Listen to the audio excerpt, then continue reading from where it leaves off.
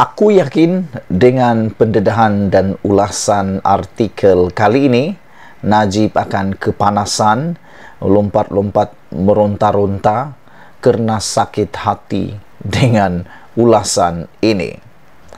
Daripada sabudin.com, ini namanya banduan tak sedar diri. Berikutan permohonan Najib Razak untuk menghadiri sidang parlimen ditolak oleh Jabatan Penjara. Peguam bekas Perdana Menteri telah menulis surat rayuan kepada Menteri Dalam Negeri Hamzah Zainuddin bagi memohon pertimbangan selanjutnya. Peguam Najib itu, iaitu Safi Abdullah, dipetik memberi tempoh sehingga jam 12 tengah hari tadi untuk Hamzah Zainuddin memberi jawapan kepada rayuan tersebut.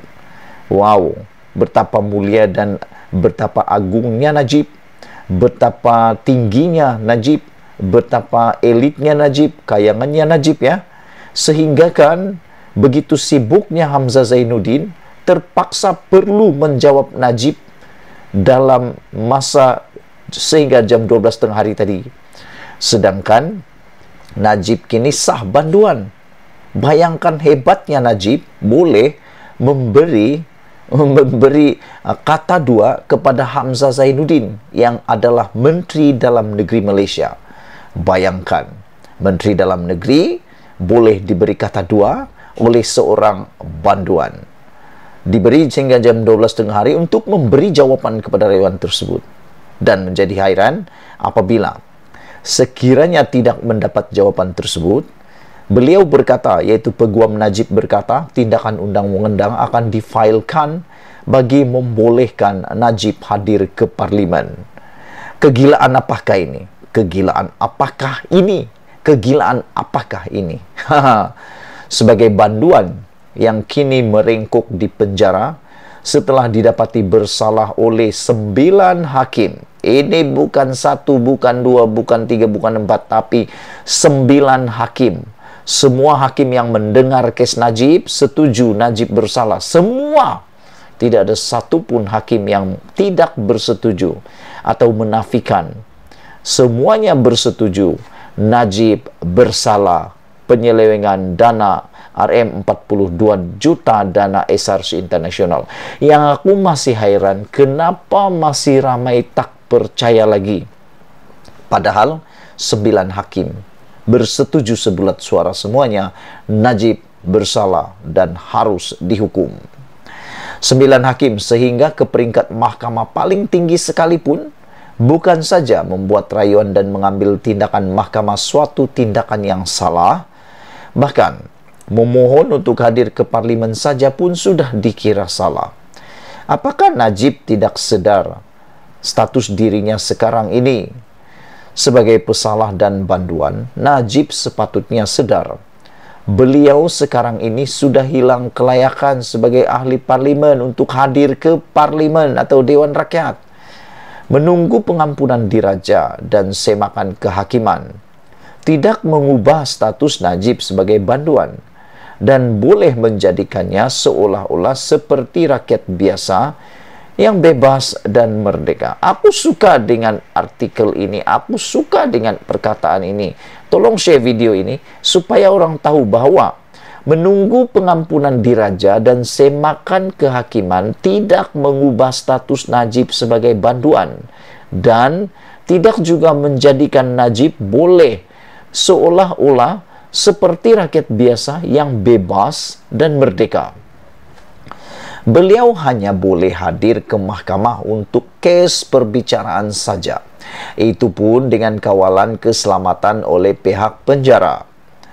Kematian ahli keluarga, acara pengkebumian dan pelbagai kecemasan lain pun tidak boleh dihadiri oleh banduan, melainkan yang kritikal seperti ibu, bapa, istri, dan itu pun melalui pertimbangan yang khusus, serta tidak semestinya semua banduan wajib diberi pelepasan. Dalam konteks Najib, apakah hadir ke parlimen sesuatu yang sangat penting bagi beliau? sehingga perlu membuat permohonan, kemudian mengemukakan rayuan setelah ia ditolak, dan seterusnya ingin mengambil tindakan undang-undang pula. Kegilaan apakah ini? Apa yang Najib mahu tunjukkan kepada rakyat dan dunia dengan tindakannya? Harus diingat, apa sahaja yang Najib buat sekarang diperhatikan dunia. Apakah juga kehadirannya ke parlimen selama ini 100%, sehingga terasa amat bersalah tidak dapat menghadirinya kali ini. Ini lucu. Karena sebelum ini, Najib yang sebelum jadi banduan pun tidak juga 100% hadir pada Dewan Parlimen, semasa Dewan Parlimen. Tapi kali ini pula ia sangat nak hadir Dewan Parlimen, Dewan Rakyat. Padahal selama ini tak pula 100%. Dan kali ini pula sampai nak ambil tindakan undang-undang pula. Kalau begitu, apakah semua banduan lain juga boleh membuat permohonan yang sama?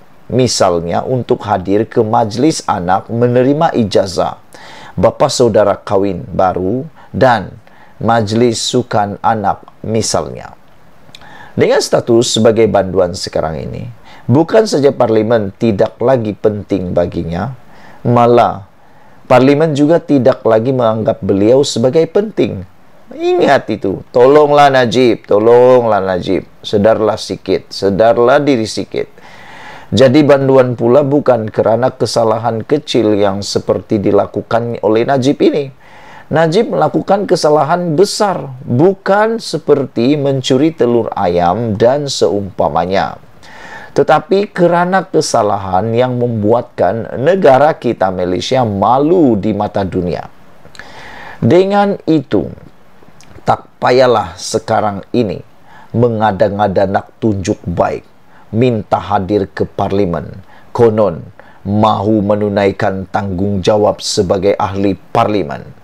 Segala-galanya sudah tiada erti lagi, Najib bosku.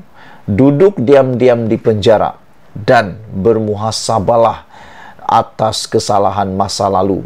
Jauh lebih bererti sebelum dunia ini ditinggal pergi. Urusan negara dan berbahas di parlimen, biarlah mereka yang bukan banduan yang melaksanakannya. Aku setuju dengan apa yang dikatakan oleh Sabudin ini. Tak payahlah Najib nak mengada-ngada, nak tunjuk baik, minta hadir ke parlimen pula.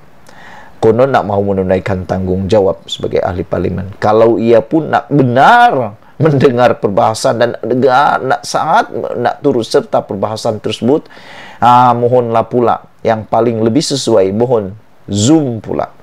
Mohon Google Meet ataupun Zoom ataupun Facebook Live ataupun apa-apa sajalah bentuknya yang Najib tak perlu hadir ke Dewan Parlimen. Itu boleh, kali itu boleh.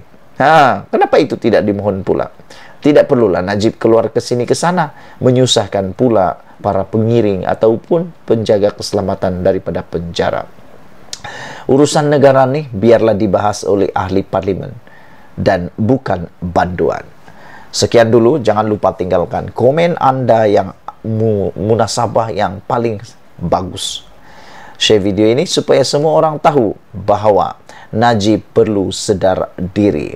Ini namanya banduan tak sedar diri. Bye-bye.